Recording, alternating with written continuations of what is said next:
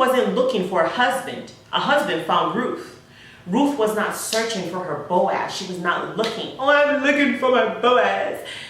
That's your problem. You looking for a Boaz. Ruth was not looking for a Boaz. Ruth was busy working. For those of you that are newly subscribed, thank you so much for subscribing to my channel. For those of you that are new to watching my videos, if you just clicked on it randomly, I hope that you'll watch to the very end. And for my oldies but goodies, I love you guys so much. Today's video, I want to tell an old story that everybody tells all the time. And you hear people say all the time, I want to find my Boaz.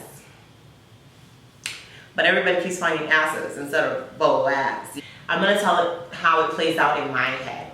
So Naomi is this lady or whatever. She gets married and then she has 2 sons. So she moves to a different place. And all of a sudden, everybody's dying on her. Her husband died, so she's a widow. And then her 2 boys died. So now she is in a strange place. She's an immigrant.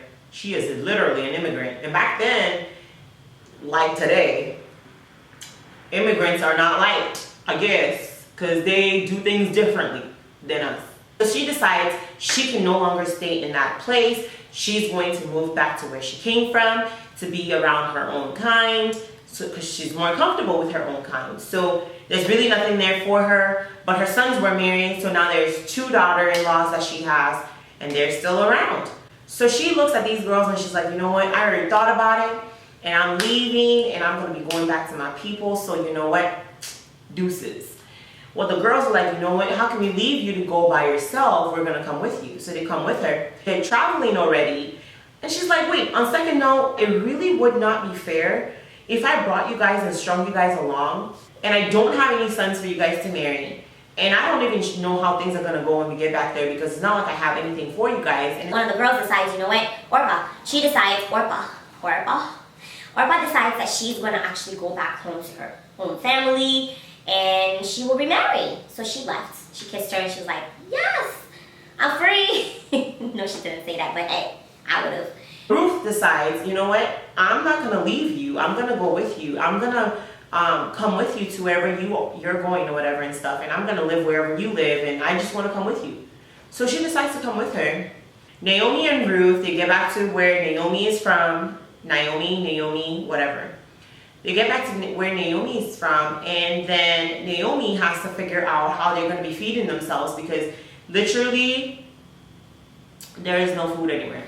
Luckily for them, back in like the Old Testament of the Bible, what they would do is they would leave the outskirts of the farmland for those that could not, like for the poor people, like the slave people. You would harvest only the inside of it and you would leave the outside. So that's what they used to do. So she would go to the outskirts or whatever and stuff like that, and then pick grain or whatever they picked back then. She would pick stuff. She picked food. She would do that for weeks or whatever and stuff like that. Needless to say, Boaz spotted the fine girl from a distance and was like, oh, yes, fine girl, no pimple. Thank God. Help me, Jesus. So when he spotted her, he really liked her. So then he told his servants and was like, you know what, y'all leave good food for her. Instead of just the outskirts, leave a little portion over here or whatever so she can find it and she can like take that home for them to eat. Well, Naomi's like, wait, hold up. There's extra food that looks nicer than what you usually pick though. Where did you get this from, Ruth? And Ruth is like, yeah, well, I went over there or whatever, and there's a little spot or whatever, and blah, blah, blah, blah, blah. Well, whose farm are you really going to? And she's like, Boaz. And then Naomi got an idea. Naomi's like, you mean to tell me you went over there and then there was a little portion of stuff that was just left there, the nice stuff?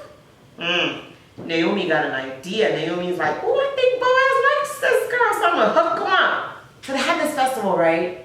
And Naomi instructs Ruth. She literally gave her the 411. She's like, when you get there, I want you to cook a good meal. When you get there, you serve him. After you serve him or whatever and stuff like that, just lay out his leg or whatever and stuff like that. Because she knew he gonna eat and he gonna have the itis. He's going to eat and have the itis. Like, women are so smart, so clever, so intelligent, 10 steps ahead all the time. She was so clever. She was like, you know what? this man's gonna have the itis after eating good food, and because he really likes this girl, he's gonna be so comfortable or whatever. And she had her laying by his leg.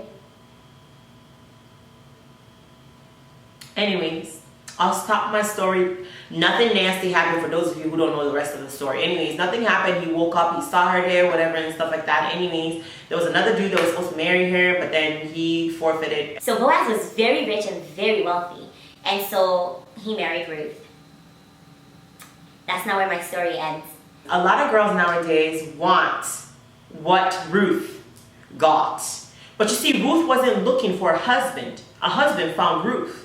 Ruth was not searching for her Boaz. She was not looking, oh, I'm looking for my Boaz. That's your problem. You looking for a Boaz. Ruth was not looking for a Boaz. Ruth was busy working.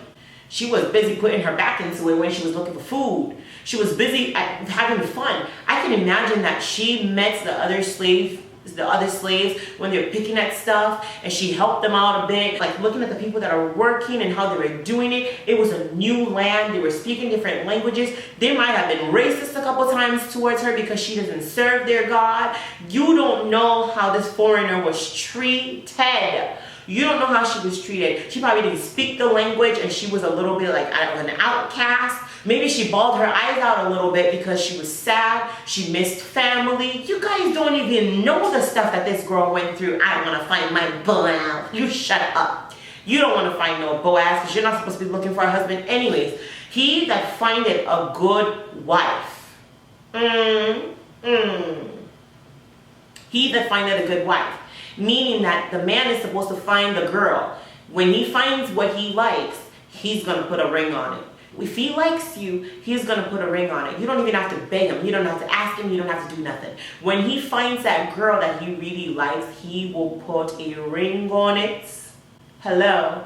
Stop looking for your Boaz because you're going to get an ass.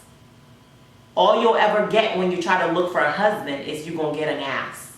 You will get an ass of an ass of an ass. Because whatever is in you, whatever is pushing you, whatever is pushing you to go and find a Boaz will bring you an ass. Okay? Do not search for a husband. Live your life. Work. Go on an adventure. Go on an adventure. Search. Soul search. Fix yourself. Love yourself. Work on yourself. Shop. Dance. Laugh. Do you.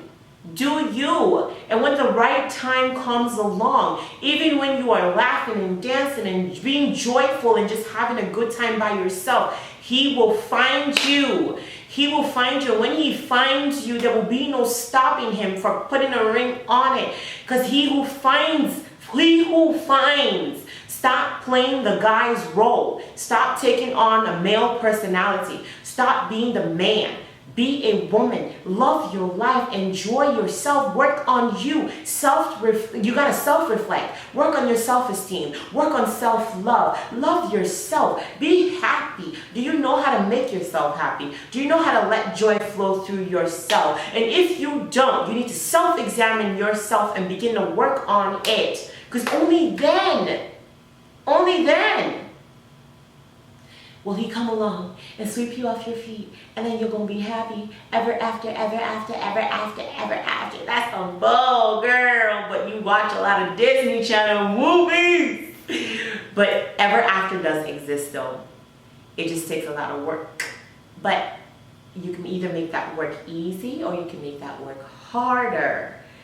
And if you don't take my advice and do what I just said, you will make that road a little bit bumpy and harder. And now that divorce is being celebrated by the world, you're going to probably be one of those who throws a divorce bash, which is a sad, sad thing. People celebrating divorce is kind of sad because they don't understand.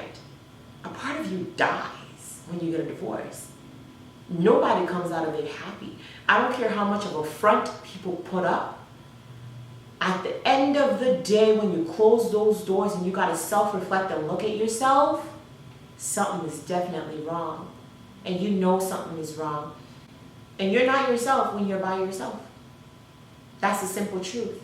I hope that you guys enjoyed this story and you guys got something out of this story. If you guys actually like story times like this, I can do more. So all you have to do is just hit the like button, comments below. Please do more story times and I will actually do those. I will put the scripture where I got the story from in the description box below if anybody's interested in reading the story for themselves. Download the easy to read translation. Also download the Message Bible. Those are the two easiest ones to read if you're just starting off. Don't go do no King James. I love you guys. Don't forget to subscribe. Do check out my other videos. Thumbs up. Share this video with a friend. And I will see you guys in the next video. Yeehaw! That was so weird. Well, I don't even know where that came from. Anyways, bye guys.